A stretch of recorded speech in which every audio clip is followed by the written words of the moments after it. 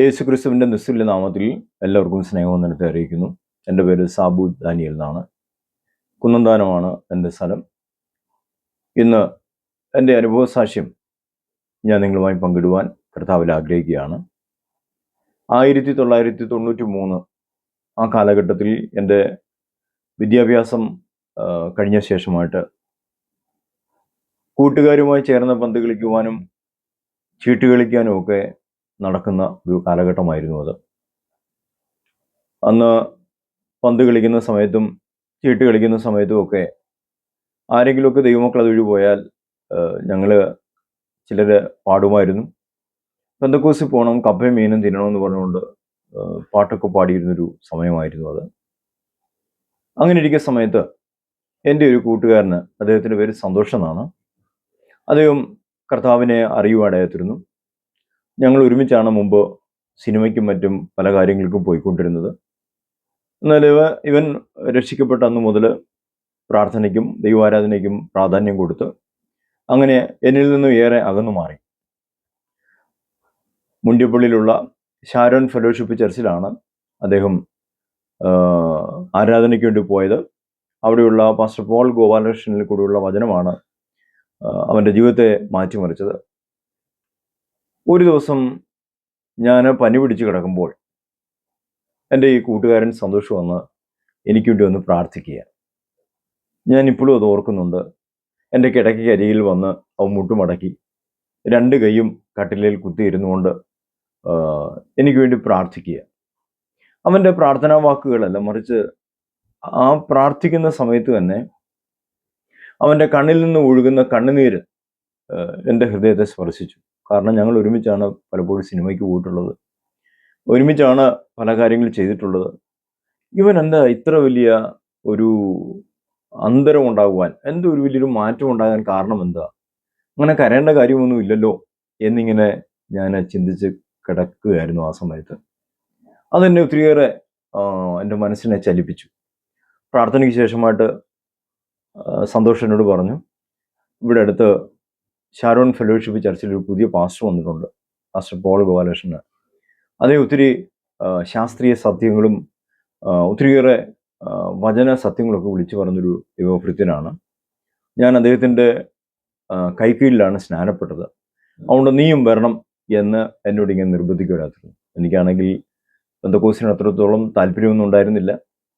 ആരെങ്കിലുമൊക്കെ ദേവദാസന്മാർ വീട്ടിൽ വന്നാൽ ഞാൻ അവരെയൊക്കെ കളിയാക്കി ഇറങ്ങി ഓടുന്ന ഒരു പതിവായിരുന്നു എനിക്കുണ്ടായിരുന്നത്.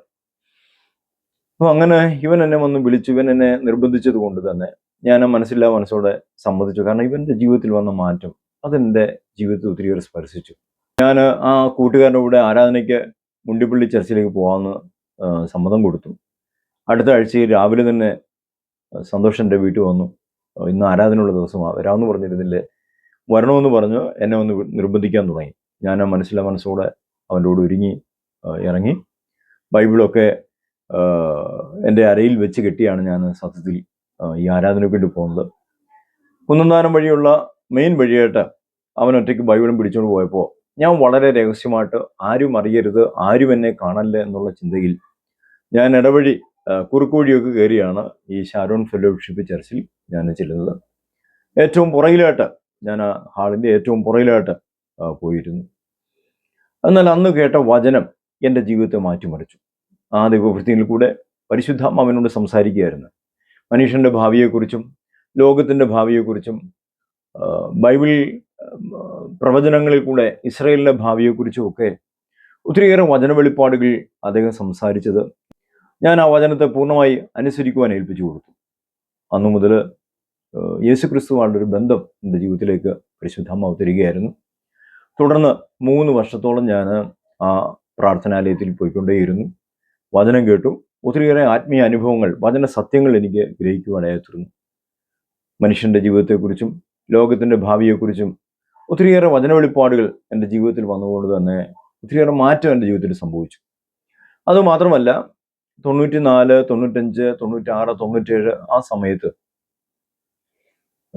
അനേക ദൈവഭൃത്യന്മാർ ആ ചർച്ചിലേക്ക് വരികയും അവിടെ ഈ 4 വർഷം സുവിശേഷ യോഗം നടക്കുവാനും ഇടയായി. ആദ്യമേ അവിടെ പ്രസംഗിക്കാൻ വന്നത് പാസ്റ്റർ അഗസ്റ്റിൻ ഗോമസ് എന്ന പേരുള്ള ദൈവഭൃത്യനാണ്.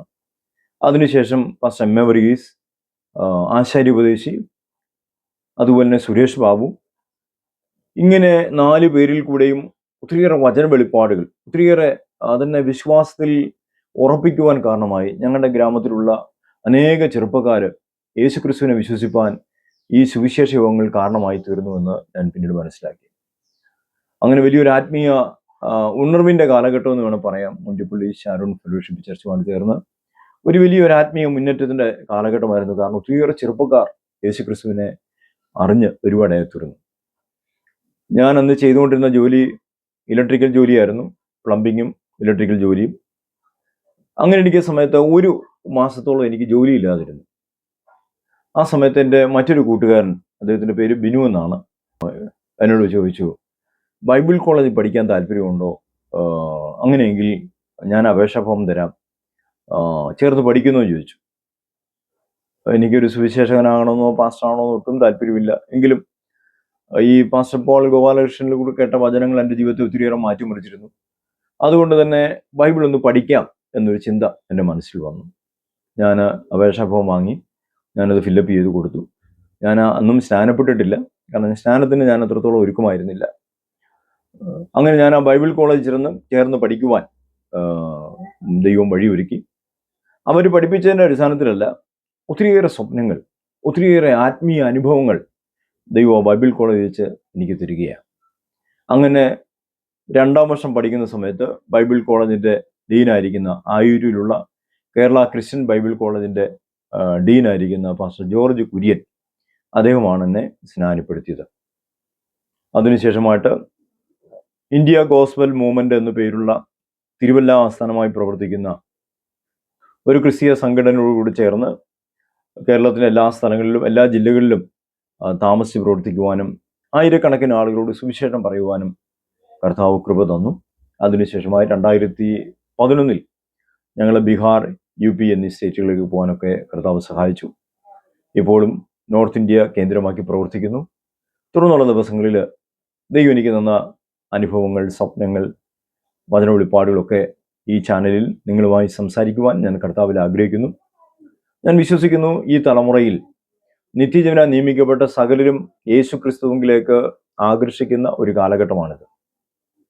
കർത്താവിൻ്റെ വരവ് ഏറ്റവും അടുത്തിരിക്കുന്ന സമയത്ത് നോഹയുടെ പെട്ടകത്തിലേക്ക് ദൈവനിർണയപ്രകാരമുള്ള ആളുകൾ കയറിയത് എന്ന് കാണുന്നത് പോലെ നിത്യജീവനായി കർത്താവ് കണ്ടിട്ടുള്ള സകലരും യേശു ക്രിസ്തുവിലേക്ക് വരുന്ന ഒരു കാലഘട്ടമാണിത്. അതുകൊണ്ട് നമുക്ക് പ്രാർത്ഥിക്കാം, ഒരാത്മീക നവോത്ഥാനം നമ്മുടെ ദേശത്ത് സംഭവിക്കട്ടെ. ഞാൻ എൻ്റെ സഭയെ പണിയും, പാതാള ഗോപുരങ്ങൾ അതിനെ ജയിക്കത്തില്ലെന്നാണല്ലോ തിരുവെഴുത്ത് പറഞ്ഞത്. ഈ കാലഘട്ടത്തിൽ പരിശുദ്ധാത്മാവ് അമ്മൻ ദൈവത്തിൻ്റെ മഹത്വം കൊണ്ട് സഭകളെ നിറയ്ക്കുന്ന ഒരു കാലഘട്ടത്തിനായി നമുക്ക് ദൈവത്തോട് പ്രാർത്ഥിക്കാം. യേശു ക്രിസ്തുവിനെ അറിയാതിരുന്ന ഞാൻ ഒരു കൂട്ടുകാരൻ്റെ വാക്ക് നിമിത്തമായി യേശു ക്രിസ്തുവിനെ അറിയുവാനും ആലയത്തിൽ പോകാനും കാരണമായി തീർന്നത് പോലെ നമ്മളിൽ ഓരോരുത്തരും സുവിശേഷം പറയുമ്പോൾ അത് അനേകരുടെ ആത്മീയ അനുഗ്രഹത്തിന് കാരണമായി തീരും. തുടർന്നുള്ള ദിവസങ്ങളിലും ഈ സന്ദേശം നിങ്ങൾ കേൾക്കണമേ എന്നുള്ള അപേക്ഷയോടെ നിർത്തുന്നു. God bless you.